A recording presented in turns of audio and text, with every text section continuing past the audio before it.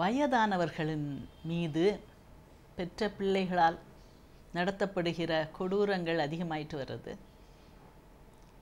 இதில் வயதானவர்கள் மீது எதுவும் தவறு இருக்குமா? ஆமாம், வயதானவர்கள் மீதும் சில குறைகள் இருக்கின்றன.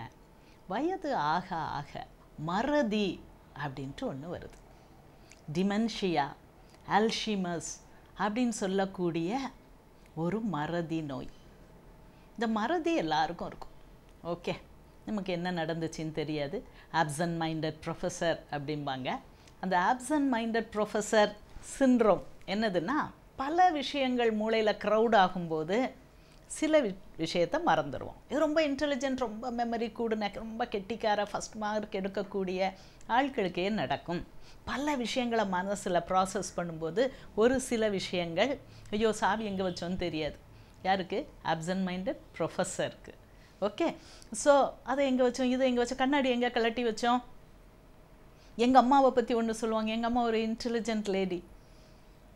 குழந்தைய தோளில் போட்டுக்கிட்டு, என் தம்பியை தோளில் போட்டுட்டு, நாங்கள் 7 குழந்தைகள். எங்கள் அக்காட்டெல்லாம் ஒரு நாள் வந்து கேட்டாங்களாம், ஏம்மா தம்பியை பார்த்தியா? தம்பியை காணுமே, தம்பி எங்கன்னு தெரியலையே அப்படின்ட்டு. அப்போ எங்கள் அக்காமாரெலாம் சொன்னாங்களாம், அம்மா உங்கள் தோளில் தானே படுத்திருக்கான். தோல்லையே குழந்தைய போட்டுட்டு அந்த குழந்தையை பற்றி கவலைப்பட்டு தேடின ஒரு ஆள். ஸோ மறதி அப்படிங்கிறது நிறையா வரும். இதுக்கு மேலே நான் உங்களுக்கு ஒன்று சொல்ல விரும்புகிறேன். மறதி, வயதானவர்களுக்கு மறதி, நியூரோனல் ட்ராக்ஸ். ஓ, இது என் மகா, இவளுடைய முகம் இப்படி இருக்கும், இவ சத்தம் இப்படி இருக்கும், இது என் வீடு, என் பேர் இது, நான் இங்கே தான் வாழ்கிறேன், மறந்து போயிடும். வயதானவர்கள் தெருவில் இறங்கி நடக்க ஆரம்பிச்சிருவாங்க. எங்கே இருக்கு வீடு தெரியாது, சுற்றி சுற்றி வருவாங்க, எங்கேயோ போயிடுவாங்க. கூப்பிட்டவங்களை யாராவது பிடிச்சி, என்னம்மா நீங்கள் எங்கே வந்தீங்க, எங்கே வந்துருக்கீங்களே, ஏன் உங்கள் பிள்ளைகள் உங்களை ரொம்ப கொடுமைப்படுத்துகிறாங்களா? ஆமாம், பிள்ளைகள் கொடுமைப்படுத்த மாட்டாங்க. பிள்ளைகள் சாப்பாடு கொடுக்கலையா? ஆமாம். சிலவர்கள் எங்கேயாவது இறங்கி போயிடுவாங்க. எங்கள் அம்மாவை எவ்வளவோ கஷ்டப்பட்டு நாங்கள் திருப்பி வீட்டுக்கு கொண்டு வரோம், கொண்டு வந்து ஏன் நீங்கள் அப்படி போனீங்க அப்படின்னு கேட்டால், என் தம்பி வந்தான் கூப்பிட்டான் அதனால நான் போனேன் அப்படின்னு சொல்கிறாங்க. ஏம்மா இதுக்கு போய் அவங்கள போட்டு இப்படி சொல்கிறீங்களேம்மா அப்படின்னு நான் கேட்டால், ஐயோ மேடம் உங்களுக்கு தெரியல, அந்த தம்பி செத்து போய் 3 வருஷம் ஆச்சு. அந்த தம்பியை நினச்சி அளவும் செஞ்சுக்கிடுவாங்க.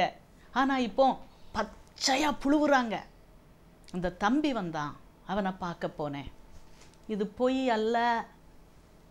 மறதினால் வருகிற கன்ஃபேபுலேஷன், கேப்ஸ் இன் மெமரி, அதை முழுமையாக்க மூளையே உண்டாக்குகிற அன்கான்ஷியஸ் கட்டுக்கதைகள்.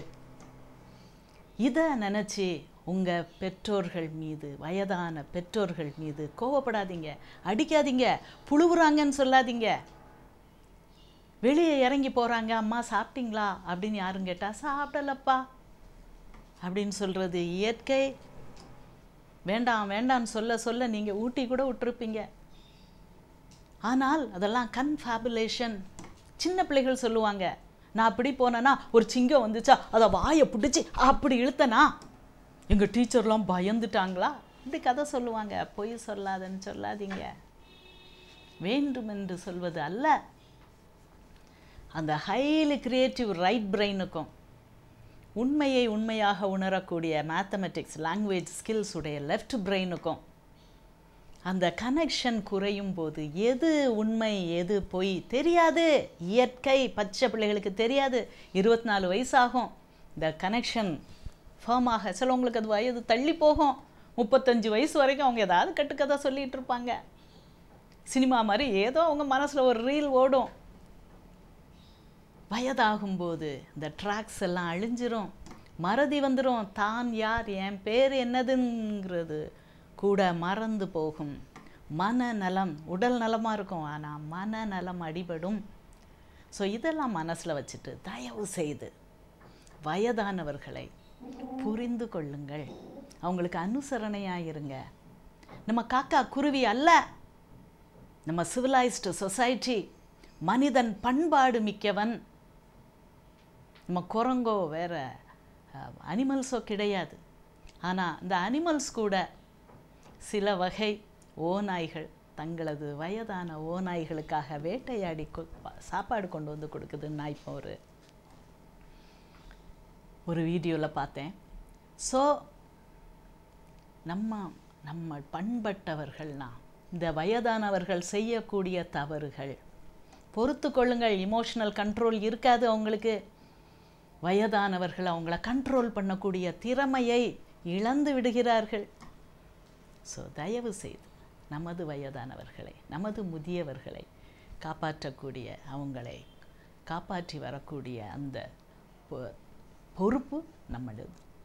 நம்ம வயதானவர்களை மதித்து அவர்களை சந்தோஷமாக வாழ செய்கிற பொறுப்பு நம்மிடம் உள்ளது.